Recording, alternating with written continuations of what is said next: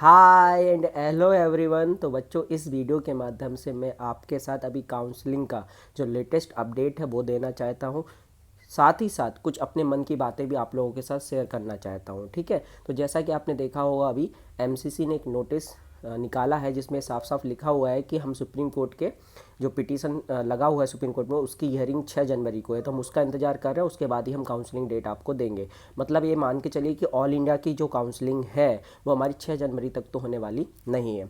साथ ही साथ 6 जनवरी को उसका रिजल्ट आता है कि नहीं आता है ये भी क्लियर नहीं है। क्या पता डेट आगे एक्सटेंड हो सकती है, हो सकता है मे बी कि सुप्रीम कोर्ट वहाँ पे कोई कमेटी बना दे और उस पर कुछ रिव्यू बोले कि रिव्यू करके दो, उसके बाद और भी टाइम लग सकता है। मतलब ये सब होने में और भी टाइम लग सकता है। ये ज़रूरी नहीं है कि 6 जनवरी को रिजल्ट आ ही जाएगा उस पिटीशन का। ठीक है, और हमारी काउंसलिंग 6 के तुरंत बाद ही स्टार्ट हो जाएगी, बिल्कुल भी ज़रूरी नहीं है। मान के चलो 10 से 15 दिन और लग गए तो 20-25 जनवरी से हमारी ऑल इंडिया की फर्स्ट राउंड की काउंसलिंग स्टार्ट होगी। और जैसा कि मैंने आपको कई बार बताया कि स्टेट फर्स्ट राउंड की काउंसलिंग तो करा सकते हैं, लेकिन ऑल इंडिया की सेकेंड राउंड की काउंसलिंग के बाद ही स्टेट अपनी सेकेंड राउंड ऑफ काउंसलिंग करवाएंगे, एक कंफर्म बात है। और अगर वो करवा भी देते हैं सेकेंड राउंड ऑफ काउंसलिंग, तो उनको फिर जो ऑल इंडिया की सीट्स बचेंगी after second round of counselling, तो उसके लिए उनको मोप अप राउंड कराना पड़ेगा, जो कि कोई भी स्टेट नहीं चाहिए कि हम अलग से मोप अप राउंड कराएं उन सीट्स के लिए। इसलिए मुझे ऐसा लगता है कि कोई भी state second round of counselling नहीं कराएगी जब तक कि ऑल इंडिया का सेकेंड राउंड ऑफ काउंसलिंग नहीं हो जाता। तो आप मोटा मोटा ये मान के चलिए कि मार्च अप्रैल तक हमारी काउंसलिंग खींच सकती है, सेकेंड राउंड ऑफ काउंसलिंग। ठीक है, फर्स्ट राउंड ऑफ काउंसलिंग करवा सकते हैं। अब हमारा सीजीडीएमई कुछ करना तो चाहता नहीं, आपको पता है। तो हमारा सीजीडीएमई भी इसी इंतजार में था कि सुप्रीम कोर्ट से जब डिसीजन आएगा जब ही हम अपने स्टेट की फर्स्ट राउंड की काउंसलिंग स्टार्ट करेंगे। तो अब ये भी 6 जनवरी तक मुझे ये लगता है कि ये करवा पाएंगे, या करवाने की सोचेंगे भी, क्योंकि कुछ करना नहीं चाहते हैं। ठीक है, तो ये नहीं करवाएंगे, बिल्कुल भी, ये कंफर्म है।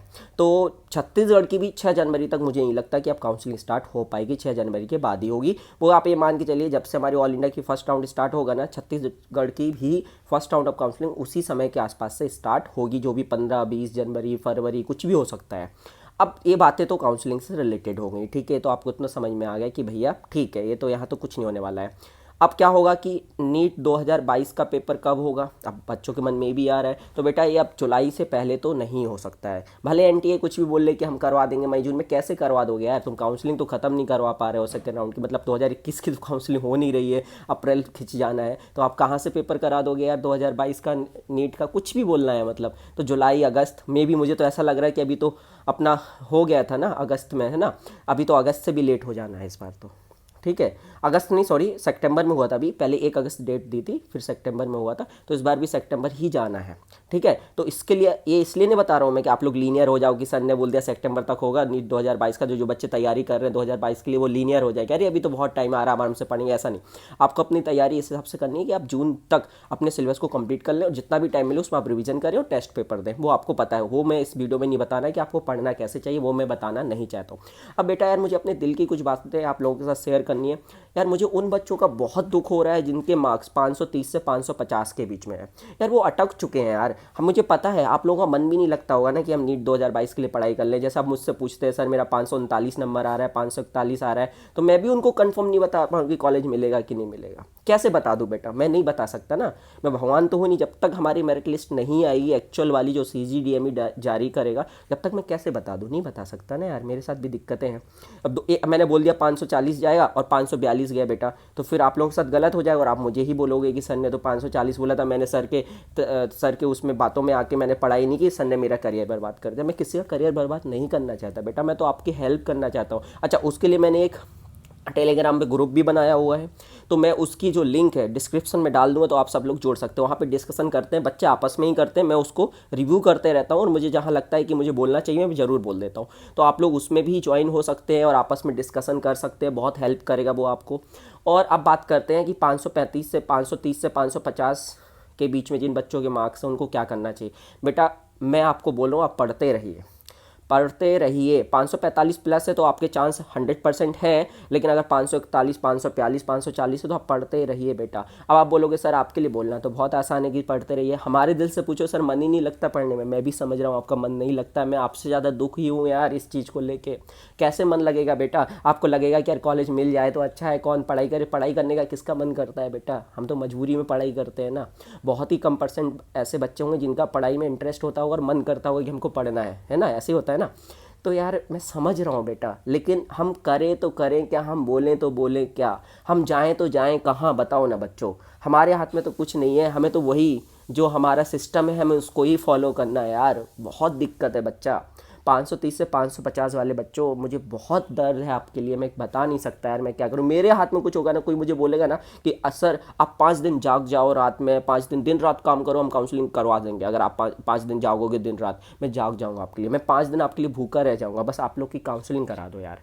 क्लियर तो कर दो कि 539 वाले को मिलेगा कि नहीं मिलेगा, 538 वाले को मिलेगा कि नहीं मिलेगा यार, क्लियर तो कर दो। बच्चे नहीं मिलेगा, उनको कंफर्म हो जाएगा तो उनका पढ़ने भी मन लगेगा। अभी तो पढ़ने में मन नहीं लगता होगा ना, यही मन में आता होगा, पढ़ने भी बैठते होगे, मन में यही आता होगा अरे यार मुझे मिल जाएगा यार, कॉलेज में नहीं करता पढ़े, मतलब नहीं लगेगा मन यार। मैं जितना भी बोल लूँ कि पढ़ते रहो, आपका नहीं लगेगा मन में, ये समझ रहा हूँ इस चीज़ को। लेकिन फिर से मैं वही बोलूँगा, जाएँ तो जाएँ कहाँ, बोलें तो बोलें किससे बोलें बेटा, हमारा दर्द कौन समझेगा, कोई नहीं समझने वाला है, हमको ही हमारे दर्द को समझना है।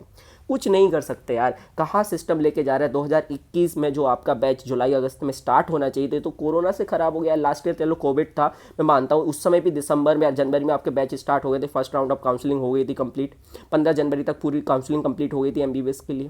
ये करना क्या चाह रहे हैं, क्या चल रहा है क्या नहीं चल रहा है भाई।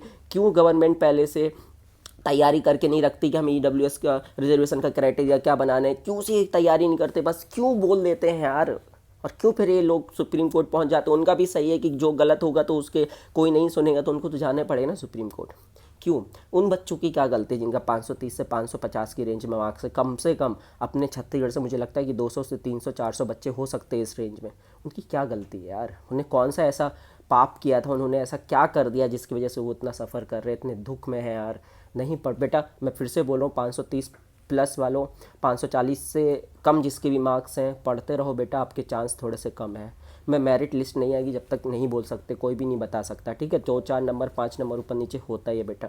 545 प्लस वाले आप लोग सेफ साइड पे हैं बिल्कुल, मुझे ऐसा लगता है। फिर से मैं वही बोलूँगा कि मैंने 540 बोला, 541 चला गया, तो प्लीज़ मुझे मत बोलिए कि सर आपने बोला था 540 जाएगा और मेरा 542 था इसलिए मैंने पढ़ाई नहीं की। 1 2 नंबर का कोई प्रिडिक्ट नहीं कर सकता बेटा, ये सब प्रिडिक्शंस हैं। अब बात करते हैं टाइम्स ऑफ इंडिया की डेटा की, तो बहुत सारे बच्चे बोल रहे हैं इसके हिसाब से तो 535 कट ऑफ जाना चाहिए, 538 जाना चाहिए। बेटा वो बच्चे हैं जिन्होंने अपने नीट का फॉर्म जब फिल किया था तो छत्तीसगढ़ फिल किया था। ऐसे बहुत सारे बच्चे हैं जिन्होंने नीट के फॉर्म के समय अपना यूपी का एड्रेस या एमपी का एड्रेस फिल कर दिया और उनके पास डोमिसाइल अपने सीजी का है, तो वो सीजी की काउंसलिंग में पार्टिसिपेट करेंगे तो बच्चे बढ़ेंगे ही, कम नहीं होंगे। ध्यान रखिए, जिन्होंने छत्तीसगढ़ पढ़ा था वो तो रहेंगे ही, बाकी और भी बच्चे आएंगे ही आएंगे, ठीक है। तो यही सब मुझे आपसे बातें करनी थी बेटा। मैं आपके दुख को समझ रहा हूँ, लेकिन बेटा मैं कुछ कर नहीं सकता हूँ, मेरी मजबूरी है बेटा। कोई मुझे बोलेगा कि सर आप इतना कर दीजिए तो काउंसलिंग स्टार्ट हो जाएगी, मैं कुछ भी करने के लिए तैयार हूँ आप लोगों के लिए, बस काउंसलिंग स्टार्ट हो जाए। लेकिन मैं कुछ भी कर लूँ, मुझे पता है काउंसलिंग स्टार्ट नहीं होगी जब तक कि